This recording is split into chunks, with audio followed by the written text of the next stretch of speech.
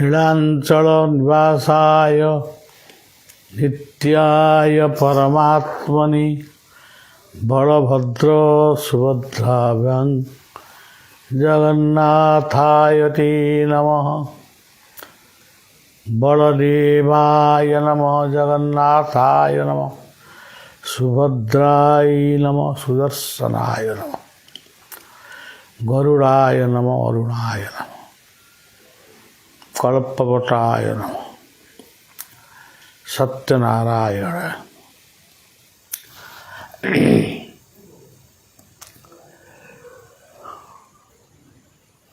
आपण माने आमे समस्ते, आपण माने आमे माने समस्ते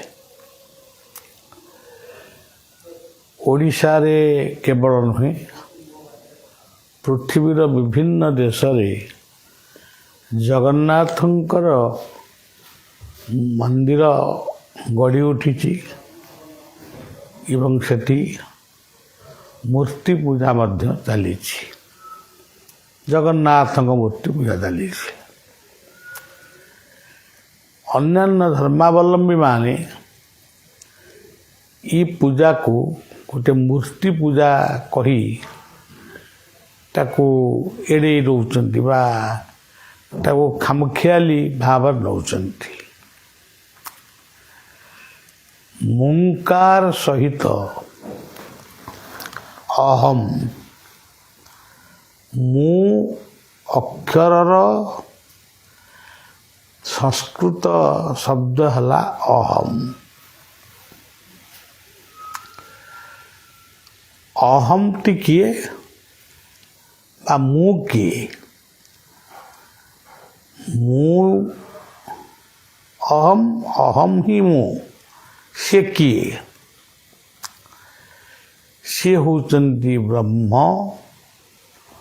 परमात्मा, ज्ञान विज्ञान एवं सबु कथार तत्व। यही पांचटी कथा सहित जो माने प्रीति रखती मूर्ति रति करती। रति शब्द अर्थ होची प्रीति। भक्ति रे प्रीति नाही जार बोली कहा जाए। जो माने दिन तमाम न हो से जोगी ऋषि मुनि हे पहाड़ पर्वत कंदरे न रहतु, जोठी रहिले भी जिसी देश में जिसी भेष में जिसी हाल में रहो, राधा रमन राधा रमन राधा रमन कहो। जोटी रहिले भी आमे आमर इष्टमूर्ति को आउ गुरुमूर्ति को भूली जीवा उचित नुहे। जिते बेले आमे यही दुई मूर्ति को आमे भूली जाऊ बा ताको अणदेखा करू, आमर निजस्व इष्टमूर्ति किछि इष्ट बोली कई निर्दिष्ट हबार नांती। से बेली आमर गुरु मध्य किए सी मध्य निर्दिष्ट हबार नांती। ये दुईटी कथा जितेबाला व्यतिक्रम घटे मनीष जीवन रे सेतेबाला बहु जंत्रणा दुख इत्यादि आसे। जो माने मन रखिचंती गुरु आ गोविंद को, गुरु कहले मु केवल दीक्षा गुरु कथा कहू नहीं, सद्गुरु कथा कहू नहीं। सद्गुरु दीक्षा गुरु, गुरु कहले शिक्षा गुरु। जी कर्णरे आमर मंत्र दियंती से भी जने गुरु। जो गर्भरु आमे जन्म हलु माँ बापा ये पिता माता ये मध्य गुरु। तेणु एमानकु भी जदि भूली जाए, एमानकु जदि आमे भूली जाऊ ताहले आमे मातृ अपराधी हबा, पितृ अपराधी हबा, गुरु अपराधी हबा, नाम अपराधी हबा, सेवा अपराधी हबा, कर्म अपराधी हबा। ଜଣେ ଶାଗ ଭାତ ଖାଉଛି, ସିଏ ହୁଏତ ତାର ଗୁରୁଙ୍କୁ ଦୁଧ ଭାତ ନ ଦେଇପାରେ। ସେଇ ଶାଗ ଭାତଟି ସ୍ନେହପୂର୍ଣ୍ଣ ଭାଷାରେ ଆଦରର ସହିତ ଯଦି ସେ ତାକୁ ଉତ୍ସର୍ଗ କରେ, ତାହେଲେ ସେଇ ଭୋଗକୁ ଠାକୁର ହିଁ ଭୋଗ କରନ୍ତି। ଖାଇଲେ ଖା ନ ଖାଇଲେ ନାହିଁ, ଇଏ ସବୁ ହେଉଛି ଆମ ଅଜ୍ଞତା ବା ଆମ ମାନସିକତା, ଅଜ୍ଞ ମାନସିକତା। ଖାଇଲେ ଖା ନ ଖାଇଲେ ନାହିଁ। ମୂର୍ତ୍ତି ପାଖରେ ଭୋଗ ରଖିଦେଲୁ, ପାଣି ବୁଲେଇଦେଲୁ, ତୁଳସୀ ପକେଇଦେଲୁ, କି ଯଦି ପଚରାଯାଏ ତମ ଭୋଗ ଠାକୁର ପାଇଲେ କି, ତମେ ସେ କଥାରେ କିଛି ଉତ୍ତର ଦେଇପାରିବନି। ମୁଁ ତ ଭୋଗ ଦେଲି, ସେ ଯଦି ଖାଇଥିବେ ଖାଇଥିବେ, ନ ପାଇଥିଲେ ପାଇଥିବେ, ନ ପାଇଥିଲେ ନାହିଁ। ତେଣୁ ଖାଇଲେ ଖା ନ ଖାଇଲେ ନାହିଁ, ତୁମେ ଜାଣୁଛ ସେ ଖାଉନାହାନ୍ତି।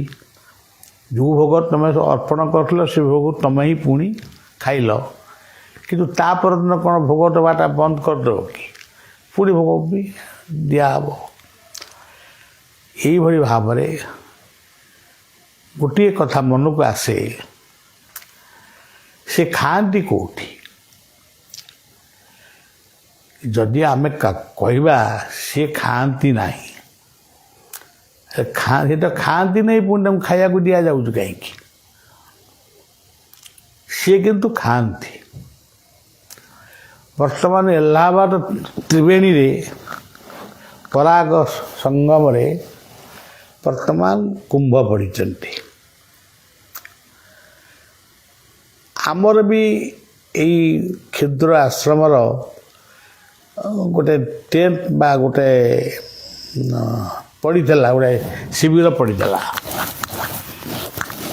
ପ୍ରଚଣ୍ଡ ଥଣ୍ଡାରେ ଆଉ କେହି ସେଠି ସ୍ଥିର ହେଇ ରହିପାରିଲାନି। ସେ ଯାହା ହଉ ସେଠି ରହିଥିଲା, ପଡ଼ିଥିଲା। କିନ୍ତୁ ତା ପର ବର୍ଷକୁ ଆମେ ଆଉ ସେ ଶିବିର ଭିତରେ ନ ରହିକିରି ସ୍ୱତନ୍ତ୍ର ଗୋଟେ ଧର୍ମଶାଳା ବୁକ୍ କରି ତା ଭିତରେ ଆମର ସବୁ କାର୍ଯ୍ୟକ୍ରମ ଚାଲିଲା। ସେ ଆଉ ଗୋଟେ କୁମ୍ଭ। ସବୁଦିନେ ଆମର କୀର୍ତ୍ତନ ହୁଏ, ଭଜନ ହୁଏ, ସବୁ ହୁଏ। ହଠାତ୍ ଦିନେ ଆମେ ଦେଖିଲୁ ଜଣେ ବାବାଜୀ ଏବଂ ଜଣେ ମାତାଜୀ, ଦୁଇ ଜଣ ଯାକ ଆସିକିରି ଆମ କଥା ଶୁଣିଲେ, ଆମ ନାମ ଶୁଣିଲେ, ଆମେ ଯାହା ଯେମିତି ପ୍ରବଚନ କରୁଥିଲୁ ତାକୁ ବି ଶୁଣିଲେ। ତାଙ୍କୁ ଯେତେବେଳେ ଯାହା ଭୋଗ ଦିଆହେଉଥାଏ ସେଟାକୁ ଆନନ୍ଦରେ ପାଉଥାନ୍ତି, ମୁରୁକି ହସୁଥାନ୍ତି। ଆମେ କହିଲୁ ଇଏ ଦୁଇ ଜଣ କିଏ? ଆସିଲେଣି ସକାଳୁ, ଏପର୍ଯ୍ୟନ୍ତ ବସିଛନ୍ତି। ତାଙ୍କୁ ପଚାରିବା କିଏ ସେ? ଏତିକି ବେଳେ ଆମେ ଟିକେ ଅନ୍ୟମନସ୍କ ହେଇଗଲୁ। ପଚାରିବା ଏଇ କଥା ଭିତରେ ରହିଗଲୁ। ପଚାରିନୁ, କିନ୍ତୁ ପଚାରିବା ବୋଲି ଭାବିଛୁ। ଖରାବେଳେ ତାଙ୍କୁ ପ୍ରସାଦ ଦିଆଯାଇଛି, ଅତି ଆନନ୍ଦରେ ଖାଇଛନ୍ତି। ରାତିରେ ପ୍ରସାଦ ଆମେ ଦେବୁ ବୋଲି ନିଶ୍ଚୟ ଦେଇଥାନ୍ତୁ, କିନ୍ତୁ ଆମେ ପଚାରିବା କଥାଟା ଯେତେବେଳେ ଆମ ଭିତରେ ପ୍ରଶ୍ନବାଚୀ ସୃଷ୍ଟି ହେଲା, କିନ୍ତୁ ଆଉ ସେ ଆଖି ଫିଟେଇଲା ବେଳକୁ ସେ ଆଉ ନଥିଲେ, ସେଠି ସେ ଜାଗାରେ ନଥିଲେ। ପ୍ରଚଣ୍ଡ ଗହଳି ଭିତରେ ତାଙ୍କୁ ଆମେ ପାଇବୁ କେଉଁଠୁ? ତେଣୁ ଆମେ ଭାବିନେଲୁ ଏଇ ହେଉଛନ୍ତି ଗଙ୍ଗା ଆଉ ଯମୁନା। ଗଙ୍ଗା ଯମୁନାଙ୍କୁ ଆମେ ଏଠି ଦର୍ଶନ କଲୁ ଗୋଟେ ମଣିଷ ରୂପରେ। ତେଣୁ କିଏ ତା ଭିତରେ ପୁରୁଷ, କିଏ ତା ଭିତରେ ନାରୀ, ସେ କଥା ଆମେ କହିପାରିବାନି। କିନ୍ତୁ ସେ ପ୍ରୟାଗରାଜ ସ୍ୱୟଂ ଆବିର୍ଭାବ ହେଇଥିଲେ ଏ ବିଶ୍ୱାସ ଆଜି ବି ମୋର ରହିଛି। ତେଣୁ ସବୁବେଳେ ମନେ ରଖିବାକୁ ପଡ଼ିବ ସେ ଖାଆନ୍ତି, ଆମେ କିନ୍ତୁ ଖାଇବାକୁ ଦେବା ପାଇଁ କୁଣ୍ଠିତ। ଯୋଗୀ ସନ୍ନ୍ୟାସୀ ରୂପରେ, ସାଧୁସନ୍ଥ ରୂପରେ ସେ ଖାଆନ୍ତି, ଛୋଟ ଛୋଟ ବାଳକ ରୂପରେ ବାଳକମାନଙ୍କ ମାଧ୍ୟମରେ ସେ ଖାଆନ୍ତି ଏବଂ ଆମର ଯେଉଁ ବ୍ରାହ୍ମଣ ଭୋଜନୀ ବା ଯେଉଁ ପ୍ରକାର ସବୁ ମହୋତ୍ସବ, ଆଜିର ମହୋତ୍ସବ ସେସବୁ କଥା ଅଲଗା, କିନ୍ତୁ ଆଗରୁ ସବୁ ଯେଉଁ ମହୋତ୍ସବ ଥିଲା ସେ ମହୋତ୍ସବ ଆଜି ଆଉ ନାହିଁ। ଏଗୁଡ଼ିକ କେବଳ ବ୍ୟତିକ୍ରମ ମହୋତ୍ସବ ହେଉଛି। ଏଭଳିକି ମହାପ୍ରସାଦକୁ ରିଙ୍ଗ ସେରିମନି କହିବା ଏବଂ ମହାପ୍ରସାଦ ଶବ୍ଦ ଉଚ୍ଚାରଣ ନ କରି ରିଙ୍ଗ ସେରିମନି, ବାର୍ଥଡେ, କେକ୍ କାଟିବା, ମହମବତୀ ଜଳେଇବା, ଯେଉଁ ଜିନିଷଟା ଭାରତୀୟ ସଂସ୍କୃତିର ଅନ୍ତରାଳରେ ରହିଛି ସେ ଭଲ, ତାଙ୍କ ଦେଶ ପାଇଁ, ତାଙ୍କ ସଂସ୍କୃତି ପାଇଁ ସେ ଭଲ। ଆମର ଯଦି କିଛି ନଥାନ୍ତା ଆମେ ତାଙ୍କୁ ଅନୁକରଣ କରନ୍ତୁ, କିନ୍ତୁ ଆମେ ସିନା ତାଙ୍କ କଥାଟାକୁ ଅନୁକରଣ କରୁନୁ, ସିଏ କିନ୍ତୁ ଆମକୁ ଅନୁକରଣ କଲେଣି। ଆମେ କିନ୍ତୁ ଆମ ସଂସ୍କୃତିକୁ ଛାଡ଼ିଦେଲୁଣୁ। ବୈକୁଣ୍ଠନାଥ ବ୍ରହ୍ମଚାରୀ ଗୋଟିଏ ଭଲ ବାକ୍ୟ କହନ୍ତି, ଆମେ ଧର୍ମକୁ ଛାଡ଼ି ସମସ୍ତେ ଧର୍ମ ଛଡ଼ା ହେଇଗଲୁଣୁ। ଯେତେବେଳେ ବୈକୁଣ୍ଠନାଥ ସେତେବେଳେ ଦେହରେ ଥିଲେ, ମୁଁ ଏଇ କଥାଟା ମାନେ ମୁଁ ତାଙ୍କ ମୁହଁରୁ 2-3ଟା ସଭାରେ 2-3 ଥର ଶୁଣିଛି। ଏବେ ଆମେ ଧର୍ମ କରୁଛୁ କିନ୍ତୁ ସମସ୍ତେ ଆମେ ଧର୍ମ ଛଡ଼ା ହେଇଯାଉଛୁ। ଏ ଛୋଟିଆ କଥା। ଆଜି ସତ୍ୟନାରାୟଣଙ୍କର ପୂଜା ନାହିଁ, ଆଜି ଚାମରର ସେବା ନାହିଁ, ଆଜି ସବୁ ଗୁଡ଼ାକ ଏମିତି ହେଇଯାଇଛି, ନାଁ ବଦଳେଇ ଦେଇଛନ୍ତି। ଆଉ କେବଳ ମାଛ ମାଂସ ଉପରେ ଏମାନଙ୍କର ଲକ୍ଷ୍ୟ, ଆଉ ହେଉଛି ମଦ୍ୟ ପିଇବା। ତେଣୁ ସବୁଦିନେ ତ ସେଇ ମାଛ ମାଂସ ମଦ ଆମେ ପିଇଲେ ଗୋଟିଏ ଦିନ ବି ଛାଡ଼ି ହେବନି। ଯେଉଁ ନାଁକୁ ଧରିଲେ ଆମେ ମୁକ୍ତି ହେବା ସେ ନାଁଟା ବି ଧରିବାନି। ଆଜି ଆମର ପୁଅ ଝିଅଙ୍କର ମହାପ୍ରସାଦ, ଇଏ କେମିତି ଭାଷା, ଇଏ କେମିତିଆ ଶୁଦ୍ଧ କଥା। ଆଜି ଆମର ବ୍ରତଘର, ଆଜି ଆମର ବାହାଘର, ଏସବୁ କଥା ବି ଆମେ କହିବାନି। ଆମ ଶବ୍ଦ ଗୁଡ଼ାକ ସବୁ ଇଂରାଜୀରେ ହେଇଗଲା। ତାହେଲେ ଇଂରେଜ ବାବୁମାନଙ୍କୁ ଡାକ, ସେ ପୁଣି ଆଉ ଥରେ ଏ ଦେଶକୁ ଶାସନ କରିବେ। ତେବେ ପ୍ରକୃତରେ ଏସବୁ କଥା ନୁହେଁ। ଆମେ ହିନ୍ଦୁ, ଆମେ ଭାରତୀୟ, ଆମେ ଓଡ଼ିଆ। ଆମ ସଂସ୍କୃତିକି ଆମେ ଯଦି ରକ୍ଷା କରିବା ତାହେଲେ ଅନ୍ୟମାନେ ଆମକୁ ବି ଅନୁକରଣ କରିବେ। ଆଜି ଇସ୍କନର ବାବାଜୀମାନେ ସମସ୍ତେ ଆମେରିକାନ, କିଏ ଜର୍ମାନ, ଏସବୁ ଜାଗାରୁ ସେମାନେ ନଣ୍ଡା ହେଇଛନ୍ତି, ତିଲକ ନାଇଛନ୍ତି, ମାଳା ପକାଇଛନ୍ତି, ନାଚୁଛନ୍ତି, କୀର୍ତ୍ତନ କରିକି ନାଚୁଛନ୍ତି। ଆମେ ବି ସେମିତି ତାଳରେ ନାଚିପାରିବୁନି। ସେଠି ଆନନ୍ଦ ଲାଗେ। ସିଏ ଯଦି ଇଏ କୃଷ୍ଣ ଚେତନାକୁ ଗ୍ରହଣ କରିପାରିଲେ, ଆମେ କାହିଁକି କୃଷ୍ଣ ଚେତନାକୁ ଛାଡ଼ିକିରି ଆମେ ଯାଇକିରି ଚର୍ଚ୍ଚ ଚେତନାକୁ ଗ୍ରହଣ କରିବୁ? ସବୁ ଚେତନାକୁ ତୁମେ ପଢ଼, ଜାଣ, କିନ୍ତୁ ତମ ଚେତନା ଭିତରେ ନିବଦ୍ଧିତ ରୁହ। ତେଣୁ ଠାକୁର ଖାଆନ୍ତି ନ ଖାଆନ୍ତି ଏ କଥା ଯେଉଁମାନେ ଅନୁଭବ କରିଛନ୍ତି, ଅନୁଭବରେ ଆଣିଲେ ଆପଣ ଜାଣିପାରିବେ। ଧରନ୍ତୁ ଖାଦ୍ୟ ରୋଷେଇ ସରିଲା, ଗୋଟେ ବାରିଆରେ ଆମର କିଛି ଲୋକ ହିନ୍ଦୁମାନଙ୍କର ଗୋଟେ ଅଭ୍ୟାସ ଅଛି, ବାରିଆରେ ଗୋଟେ ଥୋଇଦେଲେ, ଭାତ ଡାଲି ତରକାରୀ ଥୋଇଦେଲେ। କାଉଟିଏ ଖାଇଲା, କେତେବେଳେ କୁକୁରଟା ଖାଇଦେଲା, କେତେବେଳେ ଷଣ୍ଢ ବି ଖାଇଦେଲା। ତାହେଲେ ଖାଆନ୍ତିନି କ'ଣ? ଜୀବକୁ ଭୁଞ୍ଜାଇ ଭୁଞ୍ଜଇ ଅନ୍ତରେ ସାକ୍ଷୀ ପ୍ରାୟ ନାହିଁ। ତୁମେ ଭୋଗ ଦୋକାନକୁ ଗଲ, 20 ଟଙ୍କା କି 30 ଟଙ୍କାର ଭୋଗ କିଣିଲ, ଠାକୁରଙ୍କୁ ଏମିତି ଦେଖେଇଦେଲ, ନେଇ ଆଇଲ। କ'ଣ ଆମେ ଭୋଗ ଦେଲୁ। କାହାକୁ ଦେଲ? କିଏ କହିବ ଆମେ ଜଗନ୍ନାଥଙ୍କୁ ଦେଲୁ, କିଏ କହିବ ଶାରଳାଙ୍କୁ ଦେଲୁ, କିଏ କହିବ ମଙ୍ଗଳାଙ୍କୁ ଦେଲୁ। କିନ୍ତୁ ପ୍ରକୃତରେ ଭୋଗ କାହାକୁ ଦେଇନୁ। ସେ ଭୋଗ ଖାଲି ଏମିତି ଦେଖେଇ ଦେଇଛୁ।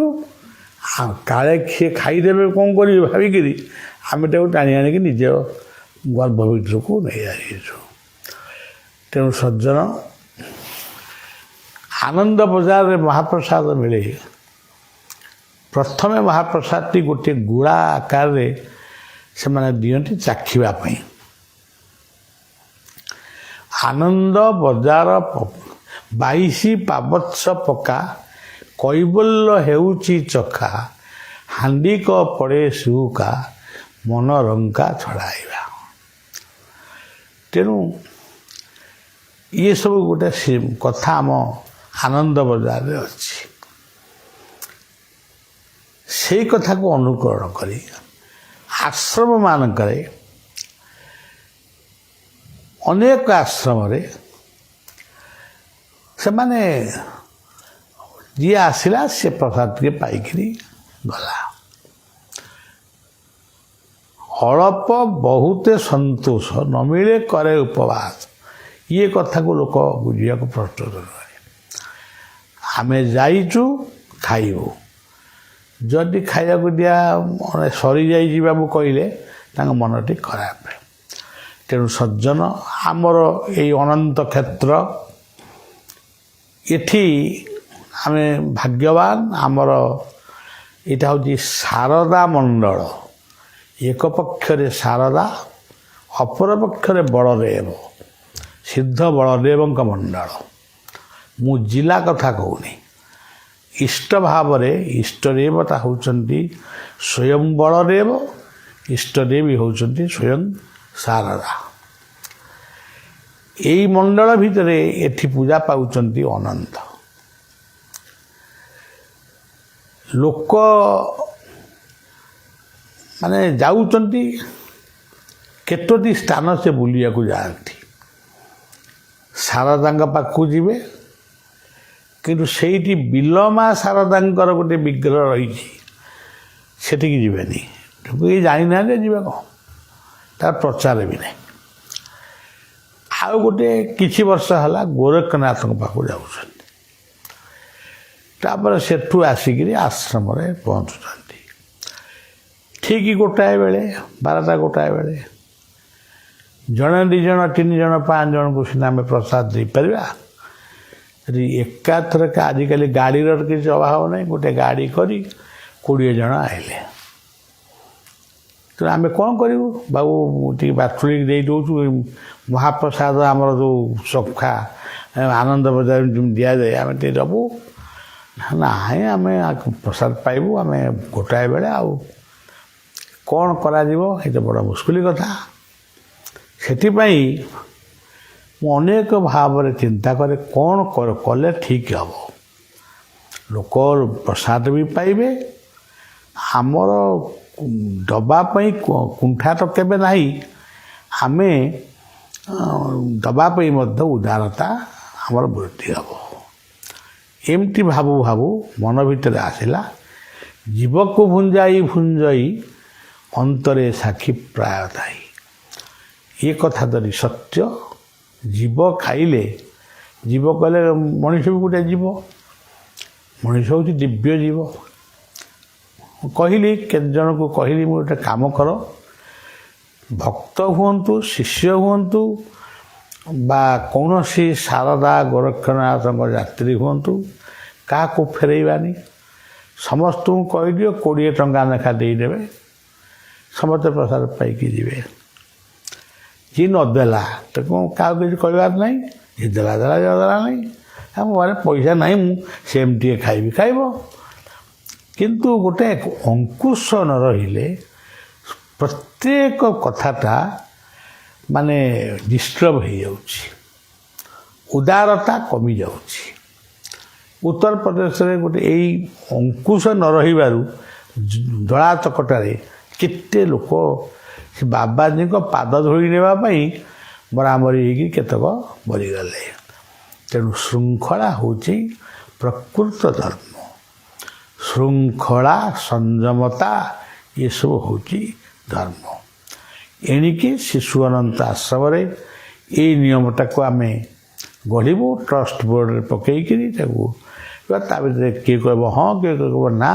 ମୁଁ ଭାବୁଛି ଆହୁରି ସୁନ୍ଦର ଭାବରେ ପ୍ରସାଦ ବିତରଣ କରିହେବ ସମସ୍ତେ ଯଦି କିଛି ଆସନ୍ତାକାଲିର ମହୋତ୍ସବ ପାଇଁ କିଛି କିଛି ଦାନ କରିବେ।